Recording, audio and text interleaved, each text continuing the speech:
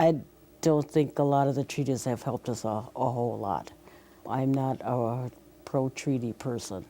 I've just seen them cause more harm than anything. Too many treaties have been enacted on the tribes without a whole lot of thought. They've promised us things, but we've never gotten them. Wisconsin became a territory in 1836, but the new settlers knew for years there were rich deposits of valuable copper and iron in the land surrounding Lake Superior.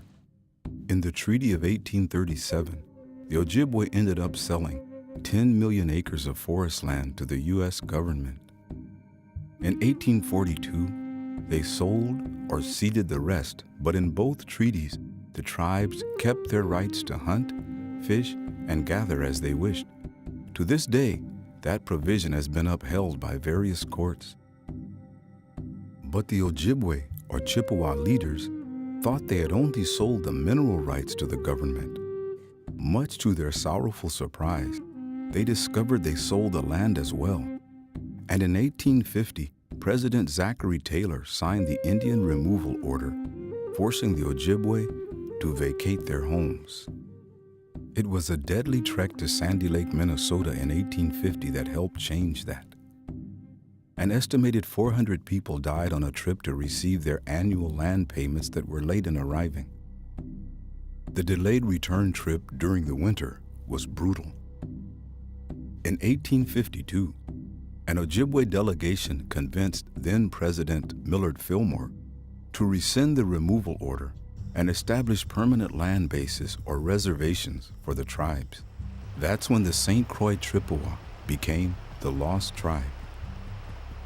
We were known as the Lost Tribe from 1854 to 1934 because the government failed to recognize us at the 1854 treaty.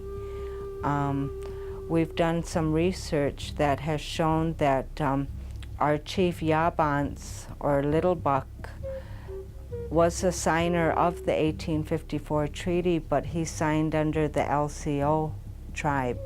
So he was basically lumped in with the LCO chiefs when he should have remained in his own distinct identity as a St. Croix chief, and that's where we pretty much ceased to exist in the government eyes.